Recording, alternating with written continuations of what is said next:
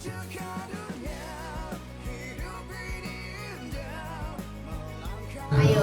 Coba, karena menjawab salam itu wajib, ya. Karena salam itu adalah doa. Oke ya, kita mulai ya. Assalamualaikum warahmatullahi wabarakatuh. Waalaikumsalam warahmatullahi wabarakatuh. Alhamdulillah, hebat-hebat semuanya ya. Oke. Sebelum kita mulai, mari kita kirimkan surat Al-Fatihah untuk baginda Nabi besar Muhammad SAW ya, yang tadi malam diperjalankan ya. Kita baca doa Al-Fatihah khususan rahmat Nabi Mustafa Muhammad Rasulullah SAW bi barakati bi darajati bi mujizati bi sahabati Nabi Muhammad Rasulullah SAW. Salahum Al-Fatihah.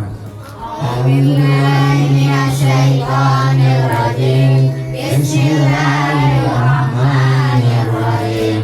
Alhamdulillahirabbil alamin. Arrahmanirrahim. Maliki yaumiddin. Iyyaka na'budu wa iyyaka nasta'in. Ihdinas siratal mustaqim. Siratal ladzina an'amta 'alaihim ghairil maghdubi 'alaihim waladdallin. Amin. Bismillah Syekh Musika Syekh Alim Muslimin Alim Muslimin Muhammad Al-Fatihah. Bismillahirrahmanirrahim. Alhamdulillahirabbil alamin. Arrahmanirrahim. Maliki yaumiddin. Iyyaka na'budu wa iyyaka nasta'in. Ihdinas siratal mustaqim.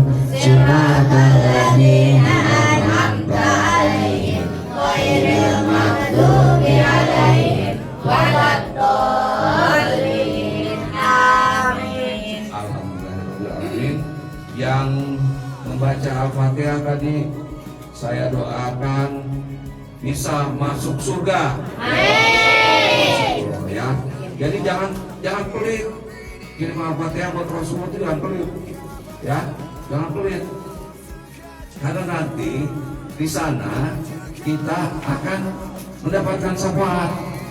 Nah, Rasulullah itu bersusah payah buat kita semua. Ya. Coba. Beliau bersusah payah buat kita hambanya, kita umatnya, supaya apa? Menjadi umat yang selamat. Menjadi umat yang selamat nggak? Mau masuk surga nggak? Mau dapat kebaikan nggak? Mau dapat rezeki yang banyak nggak? Ya, hebat semuanya. Ya. Apa yang dimaksud dengan siapa yang tahu? Apa arti Isra dan Mi'raj? Gak ada yang tahu. Siapa yang tahu? Bingung. Jawab aja, nggak apa-apa. Isra dan Mi'raj itu adalah perjalanan, ya, perjalanan malam hari. Nah, saya mau ceritakan kenapa asal usulnya ya Allah mengadakan Isra dan Mi'raj buat Rasulullah. Pertama adalah hiburan buat baginda Nabi besar Muhammad SAW. Karena saat itu beliau sedang bersedih. Apa yang membuat beliau bersedih? Kehilangan istri tercintanya. Bagaimana istri? Siapa yang tahu istrinya Rasulullah? Siapa yang tahu? Siapa? Siti apa? Siti Aminah mah bukan istrinya, ibunya. Siapa?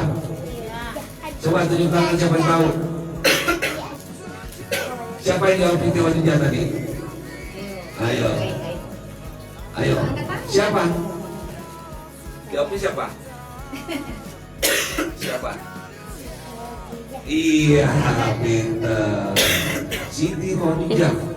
Jadi Rasulullah itu kehilangan istrinya. Seorang istri yang mulia, akhlaknya mulia, seorang istri yang mau berjuang, seorang istri yang mau berkorban seluruh jiwa dan hartanya untuk perjalanan agama itu. Beliau sangat bersedih. Terus selanjutnya beliau juga kehilangan orang yang melindunginya. Siapa? Pamannya, Abu Thalib. Pamannya Abu Thalib. Siapa namanya pamannya? Abu Thalib. Kedua-duanya itu kehilangan itu, Rasulullah bersedih saat itu. Makanya